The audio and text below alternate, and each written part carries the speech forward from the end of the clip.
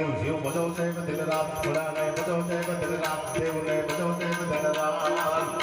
घोड़ा ने नमे शिव ने बजवते दिन रात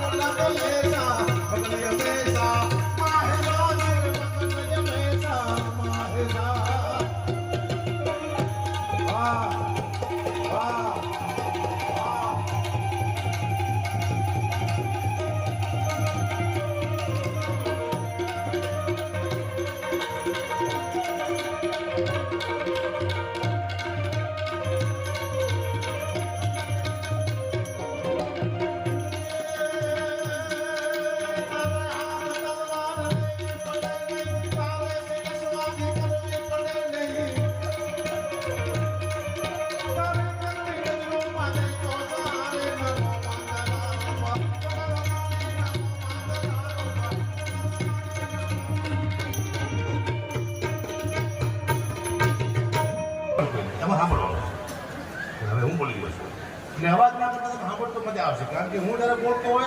एक कोई ट्रेन में पैसा लेवा आवे गणपत तो ओने ले हूँ पाटे थी સીધો ઓરો ઉતરી ગયો તો મારું ધ્યાન આપો ને બોલવાનું છે બોલવામાં કોઈ બોલવાનું નહીં ગાતા હોય ત્યારે તમે ગમે જોર કરજો આયા વર્તમાં નીકળજો બોલવાનું આવે ત્યારે મારે જેવું બોલવાનું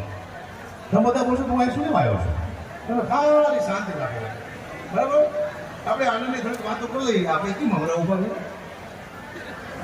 બોલો હવરાથી જાઓ વાહ બહુ સારું સાઉન્ડ એટલે શું નામ સાઉન્ડ છે વિહત સાઉન્ડ જોરદાર કર્ણાવતી વિહત સાઉન્ડ ને બતાવો ગુજરાતના બીજા નંબરનું સાઉન્ડ છે આ પહેલા નંબરનું કયું છે મને ખબર નથી બીજા નંબર તો હવે સાઉન્ડ હારા આવ્યા છે પહેલા આવા સાઉન્ડ નહોતા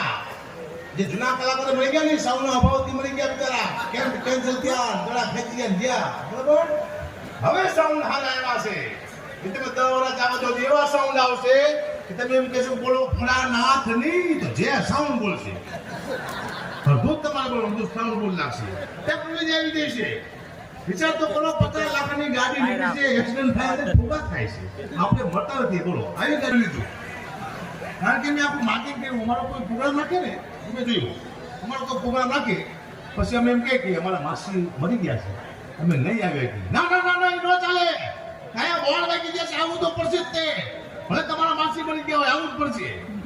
પછી જો એમના માસી મરી જાય તો કે આપણો પ્રોગ્રામ કેન્સલ કારણ કે અમારા માસી મરી ગયા છે તમારી માસી માસી ને અમારી માસી રાશી આવું કેવું માસી તો બેન હટ કાઢી હોય તમારો બંને એમના માસી મળે તો પ્રોગ્રામ બંધ અમારા માસી મળે દુઃખની વાત છે પણ મારે થોડી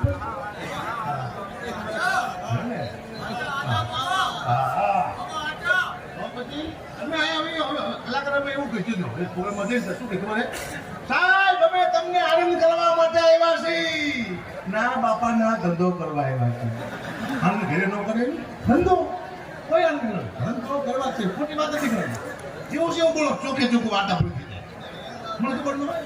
હવે તો અમે એવું શીખાય છે કલાકાર જોજો અમે હાથ ઊંચા કરાય તમારે હાથ ઊંચા કરવાના અમે એમ કે તાળી પણ તમારે તાળી પાડવાની અમે એમ કે ફોનની લાઈટ ચાલુ તમારે ફોનની લાઈટ ચાલુ કરવાની આપણને ખબર ન પડે કે આપણે ડાયરેક્ટ આવ્યો દાડી આવ્યા છે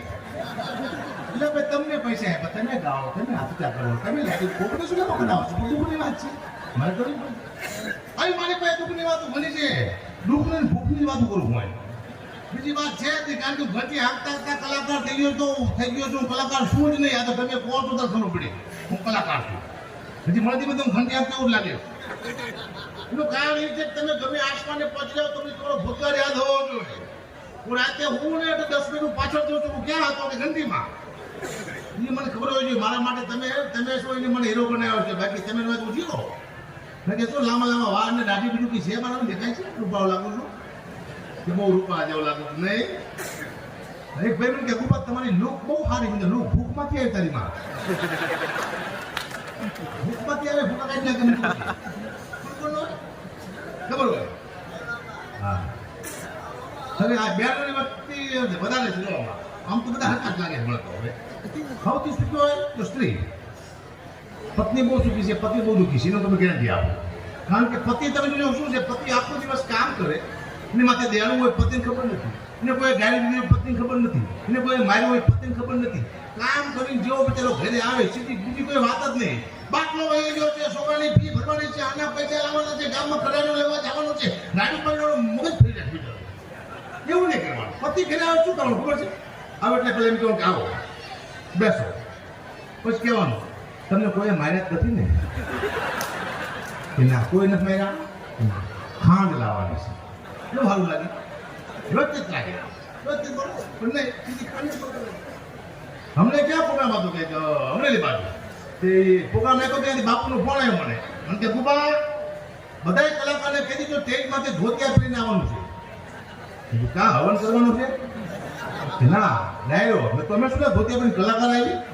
કોઈ ધોતિયા પહેરીને આવ્યું કીધું માથે કોઠે જો ધોતિયા પહેરીને ભાગતા ભાવે એમ લે ના એ બરોબર જાય અને એવો મસ્ત ધંધો છે આ સૌથી સારા વાળો ધંધો હતા મને બહુ ગમે ધંધો એક રૂપિયાનું રોકાણ જ નહીં એક જોડી કપડા આ સાલ નથી ના એટલે કઈ કરું આમાં મારો રોકાણ ચૂકવો હાલો કદાચ મારા અહીંયા 3 લાખ રૂપિયા નક્કી કર્યા હોય અને મને 1 રૂપિયા નો આપે મારું જાય છે પણ અહીંયા આપી દઈશ અને મજાક કરું છું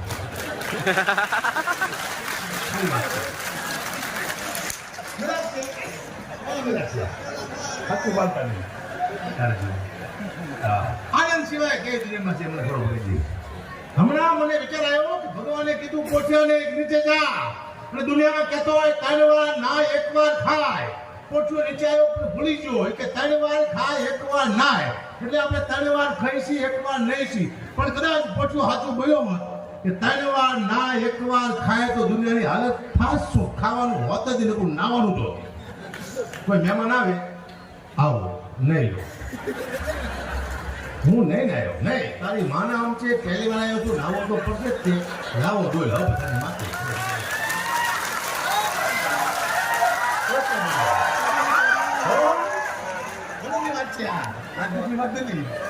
હા પછી અન્ન ક્ષેત્ર ના હોત સ્નાન ક્ષેત્ર હોત મોટા તલાવ ફેરે હાલો ખાવે હાલો નાવ આખું ગામ ધૂમ તમારે હમ મજા નહીં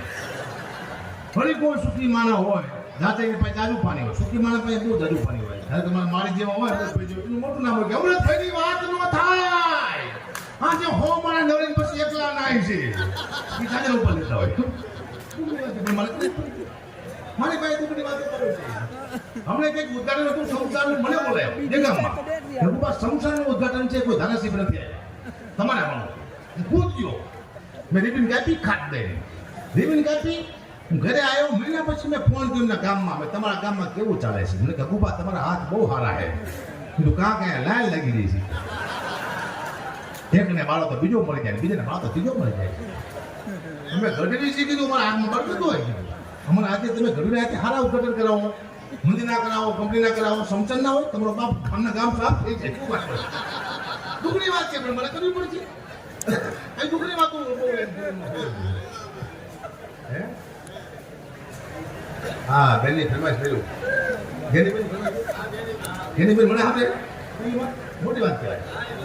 લાય તાળીના ગળાથી વધારી લો. આમાં અવાજ કે ઓછો આવે લે મેં કોમેન્ટ આવે ત્યારે અવાજ થોડો વધારે સાઉન્ડ એવું વાત એમ નથી મેં ઉપરથી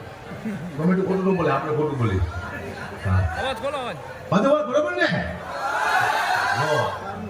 તો ખોટું બોલતે કોઈ ઘટની. હું પેલા ફેસબુક બહુ વાપરતો હવે ન વાપરતો મને નફરત આવી. એમાં શું છે મારે એક લાભ ચાહત હોય ને તો મારા 200 વિરોધી પણ હોય તો સારી ને ખરાબ બે કોમેન્ટ આવે. તો મને શું છે મારા વિડીયો મૂકીને મારી કોમેન્ટ વાંચતો હોય એમાં આવે વાહ હકા વાહ હું ખુશ થઈ જાઉં. સારું કોને લખ્યું છે? વાહ ચારણ વાહ હવન વાહ ગઢવી નીચે આવે શું હાલી નીકળો છું એટલે હું સીધો મોરો પડ્યો. સારું કોને લખ્યું છે? અને એવા